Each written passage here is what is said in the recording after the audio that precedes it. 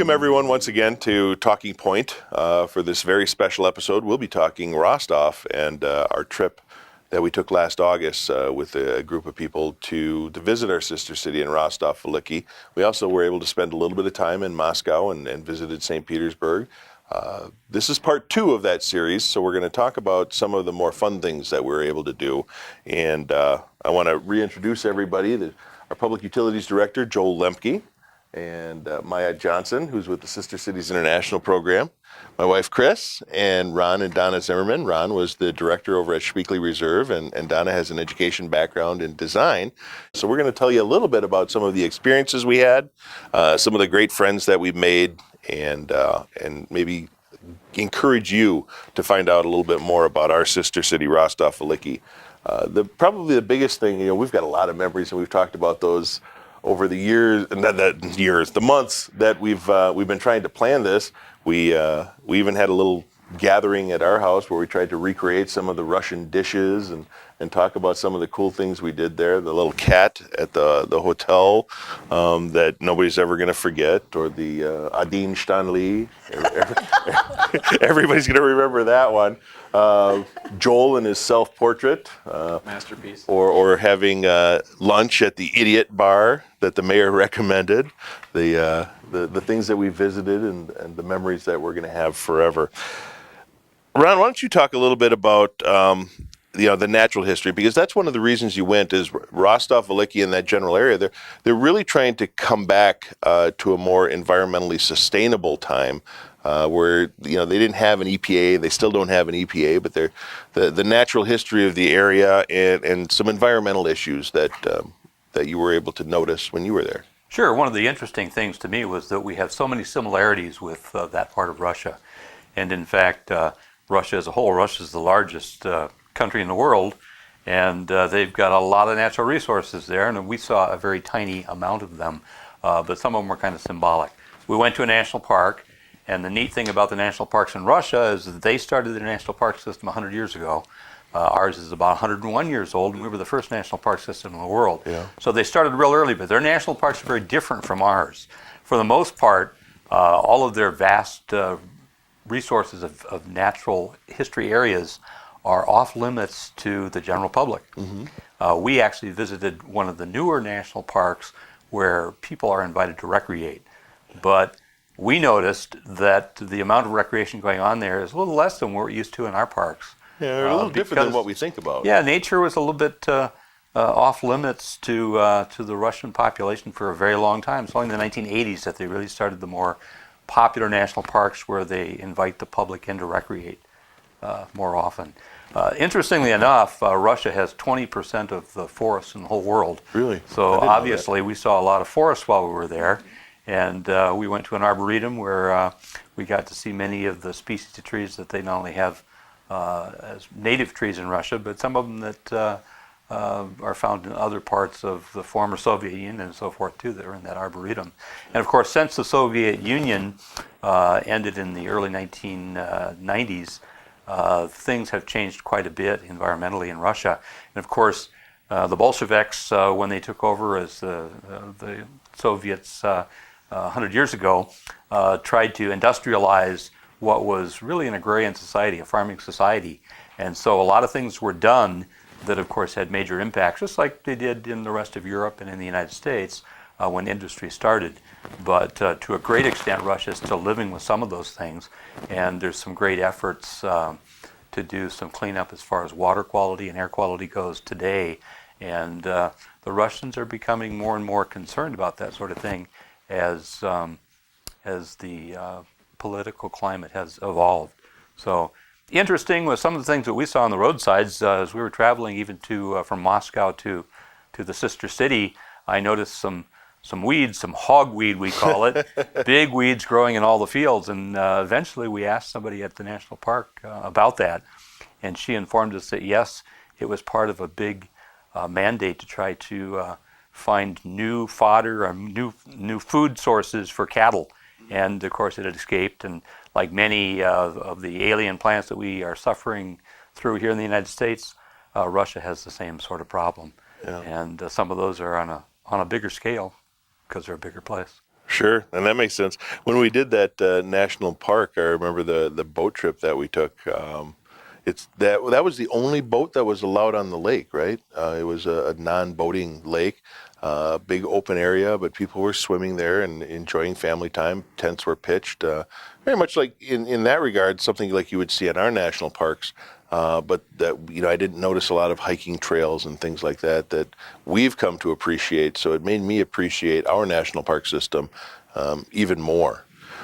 The culture is a little bit different. We have, it's springtime, so we're looking at planting our gardens. But the Russian gardens that we saw were, I think, at least a little bit more out of necessity. And they were very systematic in what they planted and how they planted it. And they have their dachas. So, Donna, why don't you talk about the gardens that you saw and the dachas and what the dachas are? Sure. First of all, I'll start out with gardens. We saw many different kinds of gardens, actually. We saw some formal gardens, like in the Kremlin, in monasteries, and in some of the national parks. One of those kind of formal gardens was the forest garden, which was a collection of trees and shrubs in an arboretum. And it was scattered throughout the forest arboretum were these statues, these beautiful wooden statues, whimsical statues of Alexander Pushkin's children's stories. So it was really kind of a unique path to go through and to see all these settings and all the meaning. Again, the mythology that goes with forests was included in this arboretum as well. But we also saw the informal gardens and those vegetable gardens at the dachas. Dachas are summer homes, and they go actually back to the 18th century and Peter the Great. Peter the Great gave some of his people parcels of land around St. Petersburg, and specifically that led to Peterhof, which was the Tsar's home, residence, and he gave them strategically placed places so that as he was going to Peterhof, he could kind of check up on what his people were doing. Kind of like the early version of an Airbnb. Exactly. So it was very cool. By the mid-19th century, it was a favorite place for especially the aristocrats to go to, where they would dine and recreate and just relax in the summer. By the early 19th or 20th century, ordinary people could actually own plots of land, and they were able to have their dachas there as well. And today we see a lot of people that live in the cities or work in the cities. And on the weekends, of course, everybody heads to their dachas, kind of like us going up north to our cabins. The highways are filled with people leaving the cities and going to their dachas during the summer.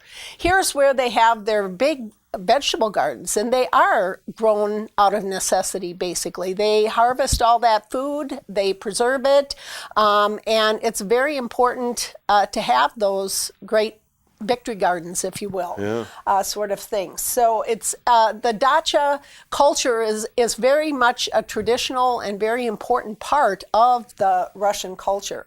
The other thing about dachas, and a lot of them are very simple, some of them are more elaborate. We were able to visit two different ones, and I'll talk about that in a minute, but I want to talk about one other aspect of the dacha, and that is the banya. Which is very similar. It's a Russian version of the Finnish sauna. And it's that wonderful little place where you can go in and have a steam bath and just feel refreshed and healthy and all of this. And one of the things that's kind of interesting about the Russian banya is they also have a broom, a specific broom with different twigs and things that they gather together and they dip it in cold water, and then you are swatched with it kind of briskly. And it's not a painful thing. I actually participated in that. It's kind of like taking almost like a loofah in the shower. It gives you that kind of sensation where it kind of awakens the skin. Right. So it's kind of cool. It was kind of cool to do that. We had an opportunity. We went kind of as a welcome little barbecue party at Luba's Banya, and it was absolutely wonderful. We ate. She has the most beautiful garden, and we ate from the garden. All the food and everything that we had was from their garden area, and she had a banya. That's where some of you experienced going in and taking the steam and that sort of thing. So that was a really great experience. It was wonderful. We sang songs. We had lots of toasts and things like that. And then we had a kind of a farewell dinner also at Mayor Constantine's Banya also.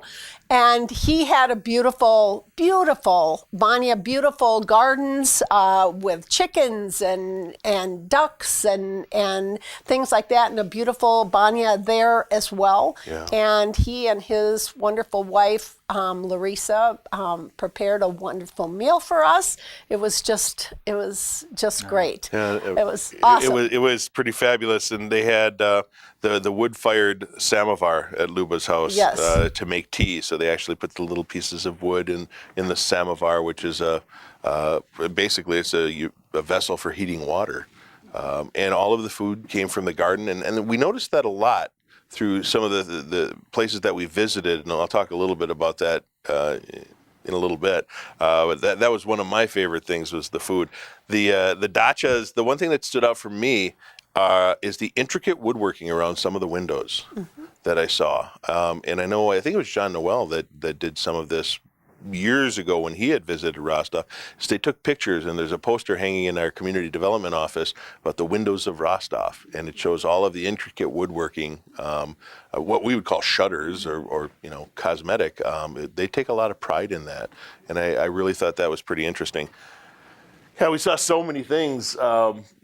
We talked a little bit about this before, but the Kremlin, when people hear the word Kremlin, they think of Red Square and Moscow, and that's the only Kremlin, but it's not. The Kremlins are really just walled off areas, and Rostov has their own Kremlin, which was gorgeous with the monasteries in there. Talk about some of the things that we saw in the Kremlins. Right, so the Kremlin in Rostov really is the center of their town. So it's on the lake, but all the roads kind of lead to it in a starburst pattern. So pretty much any road in town will lead you to the Kremlin. Yeah. They take a lot of pride in it, as they should. It's beautiful, like you said. Most of the buildings were built around the 1680s. They did have a tornado that came through in the 1950s, but they've repaired all the damage from that. And they're slowly restoring all the cathedrals in there. There's a couple different churches inside the Kremlin walls. Like you said, the Kremlin isn't just a building, it's kind of a fortress area. Yeah. So inside the Kremlin, there is this beautiful courtyard. And we saw a couple concerts there. We saw a choir from, it was from St. Petersburg that played with an orchestra from Moscow, and it was an amazing show. We went to the Monastic Arts Festival. We heard different choirs. There was a choir from France, a choir from St. Petersburg, and there was monks from Moscow, and they all sang in the cathedrals, and it was just the gorgeous. Rostov Kremlin, whenever we went there, and we traveled there several times, it was always bustling with activity. Right. There was always something going on. They have their own public market, which consists of what we would call a farmer's market, breads and preserves and crafts and things like that. I know Ron and Donna, you came back with a painting that you bought from one of the local artists. The artwork within the monasteries was just phenomenal to see. You can't even put this stuff into words sometimes. But during the Soviet era, most of the monasteries in that whole region were used as kind of like military supply storage areas. So the monasteries fell into disrepair. Only after the Soviet era, they're starting to restore some of these. And it's tough because the gilding, we learned a little bit about the gilding when we were there, and trying to restore some of these masterful pieces of art that were literally just not purposefully destroyed, but just neglected to the point of destruction. Right. A lot of these churches were just closed up. Nobody used them. Nobody visited them. And so it takes a lot of time and money to get them back to where they were. Yeah, that's a tough one. So the Monastic Arts Festival, it's hard to put into words. We can all, those of us that were there, can remember those things. But Joel, why don't you talk a little bit about what was going on at the festival, because we were there during one of those festivals. Yeah. Well, I think I got to read off some notes here because there was so much stuff going on. It was a full trip. Coming into the Kremlin the first day, not realizing how well our trip corresponded with the festival was really something. Yeah. And so to kind of frame it, everything was pretty much inside the Kremlin, and you'd see everything from the visual arts to the choirs we saw. I'll go through here real quick. The Way is the name of a male choir we saw from St. Petersburg. They performed at the Church of the Savior. That was the first one where I think I saw an entire room full of wet faces at the end of that thing. It was a really emotional performance. And that's saying something because I couldn't tell you a single word that happened during that, but it was really something. The vocal ensemble that was not scheduled, when we were walking through the church that was that was just for the royal family. Okay. I believe it was kind of the yellowish one with the checker pattern everywhere. Right. And we came into this room, and as we did this, I believe it was a trio, 2 men and a woman, started singing, and that too just about floored you. I mean, it was the rooms and the way they're set up to handle the sound. The acoustics in all of those monasteries. Every time we saw a group, it was just, you sat there in awe because the sound was so beautiful. Yeah, really, and that was definitely a consistent part of the whole thing. That one, when they got done, I think most of us probably bought their CD when it was all done because it was so moving. The male choir of Corsica, France. Now that was in the red chamber. Ironically enough, a white building, but we all learned that red there doesn't mean red; it means beautiful. Right. So that was in the beautiful chamber, and that was a pretty long performance, but again, very unique, very, very powerful, very moving. And then the choir of the Moscow Holy, it's called. That was another group of men in the smaller chamber, and all of the same elements. Now, I think my favorite was the open air. I got open air symphonic orchestra, is the way. That was a pretty interesting one with the umbrellas. Yeah. Between the orchestra playing and the I don't know what synchronized you call them. Dancing. The synchronized dancing in the background with the umbrellas. We have some really amazing pictures where it's all lit up in purple and against the back wall of a church there. And that one thing I remember about that, I was sitting with Luba that night, and she was doing a lot of translating.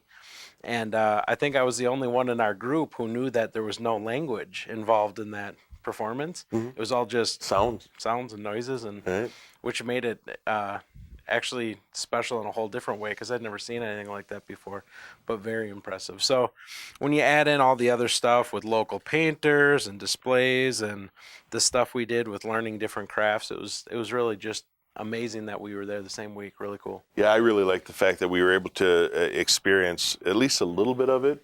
The gilding, I still have my little gilding square, and embroidery and the bell ringing, the things that they allowed us to participate in and experience, a once-in-a-lifetime trip. Talk about, Donna, some of the monastery art. I know we touched a little bit on the icons, but give us your impression because that's your background. Sure. What I think is interesting is if we think of architecture, like my interest is in the arts, but also in architecture as well. And when you think of Russia, I think the one thing that stands out are those very symbolic onion dome cupolas that are topped with the onion domes, right? Mm-hmm. And it's really interesting in looking back and doing a little bit of research when I got home. There's a lot of symbolism involved with the onion domes. For instance, the number of domes within the monastery or within the monastery churches are very significant. For instance, 3 domes would be the Trinity. 5 domes would be the Lord and the 4 evangelists. 13 domes would be the Lord and the 12 apostles. So they're all of the numbers are significant in the terms of how many domes there are. Then the colors also are significant. For instance, the color gold is actually denotes celestial glory, and it has to do with the glory of God. So you'll see that on significant cathedrals and so on within the monastery. Blue with gold stars denotes a monastery or a cathedral that is indicative of the Mother of Christ. Okay. And then we have other domes that are representative of the saints. They're silver, or they can be green, or we even see black ones that are in monasteries, and they denote the lifestyle of monkhood. So it's kind of interesting when you can kind of read the landscape and look at the different churches, the different monastery complexes, and so on, and understand something about the architecture that's there. I thought it was really interesting. The other thing that just really blows you away and is really interesting about the churches is when you go in there, every single surface space, is covered with mosaics or paintings or frescoes. Every place, the ceilings, the domes, the inside of the domes, and so on. The Russian Orthodox Church, of course, is very much traditionally in tune with icons. And icons can be displayed in different ways. Icons are simply paintings or mosaics, usually done on wood, that are paintings of biblical scenes or of some of the saints or people that are very important in the history of the church and so on. And they all denote something. They have a certain event or certain attributes that are important about them. Some of them are arranged in churches in walls of icons, and those are known as iconostasis. And it is a wall that separates the nave from the sanctuary in the church. And you're not allowed, anybody but the priests are not allowed to go behind that in that space. So it's kind of a sacred space. These icons also are for ordinary people as well. They actually tell stories. And people that in the past could not read or write and couldn't read the biblical stories and so on, when you walk into a church, it kind of all unfolds there. It's all there for you. You can follow along the stories. So it has an issue or it's representative of teaching the faith, and it's also for the faithful. For when you're praying, you pay attention. You're not paying attention to anything else around you. You're praying because that icon actually opens up that communication between you and God and your faith. And so it's really interesting when you look at the meaning of those and learning how to do them. This was another thing. I mean, some of the group I know did some gold gilding and learned how the significance of the painting of these different icons and so on. In fact, so much so that I think I saw quite a few of you actually critiquing some of the connoisseurs at that point. gold gilding when we went into some of the churches. Now that we know how it's done. Yeah, exactly. We thought we knew everything. It's not like what we did was museum quality. But what I need to talk about is some of the museums that we went to. And we went to several of them, and they were priceless works of art. We saw Da Vinci and Donatello and all of the cool Ninja Turtles. But Chris, why don't you talk about the museums for a few minutes? I just have to start with everywhere I went, I felt was a museum. All of the monasteries and cathedrals have so much history, and the Russian Orthodox Church is so ingrained into the culture, and so we saw a ton of that, and we've been talking about it. And actually, the Kremlin is actually a state museum preserve, which I found interesting. There was a museum in our hotel. That's right. there was a sword there that Nicholas I gave Rostov, and it had all of these chests, and men had to learn how to make a chest before they got married and give it kind of like a dowry. Right. So we started out at a museum. There was a museum on the origin and the history of Rostov. There was, I have to look at my notes, there were so many of them. There was an onion museum. Onions are such an important staple in Russia that we actually went to a museum that talked all about onions. And If I remember, you found yourself a pretty fancy onion hat there too, didn't I had you? a really awesome onion hat with my sister Larissa. And then we went to Pereslavo, which is about an hour outside of Rostov, and we saw, it was called the Little Boat of Peter the Great. Peter the Great actually came inland to Pereslavo at 16 years old, built the first Russian Navy.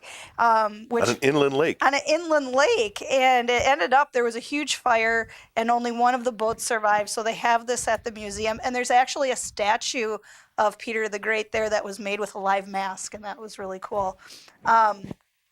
We went to a museum of the wooden spoons, and we got to try our hand at making wooden spoons with only hand and foot powered tools. And we went to art museum in Yaroslavl that showcased art from artists from the region. That was actually in the governor's mansion that doesn't house governors anymore, but used to. And then they had a beautiful sculpture garden in the back that we went through. And lastly, we went to the Metropolitan's Chambers, which had over 2,000 of the icons that Donna was talking about. And there was actually the oldest icon they had there was from the early 13th century. So that was just amazing. Yeah, and we've got pictures. I know we talked about this. Everybody was constantly snapping pictures, some of us more than others, Donna and Maya. But it allowed us to take in these things, and there was everything that was just so amazing out there. It's difficult to put into words, and I know I had to whittle down my pictures to about 1,000 before I got some of them printed. But I know between us, we've probably got, I would guess, 5,000 pictures of all the things that we did. My favorite, of course, was the food. That's the most memorable. We went to the monastery, and we had the honor of having a dinner cooked by monks with the mayor of Rostov, Konstantin.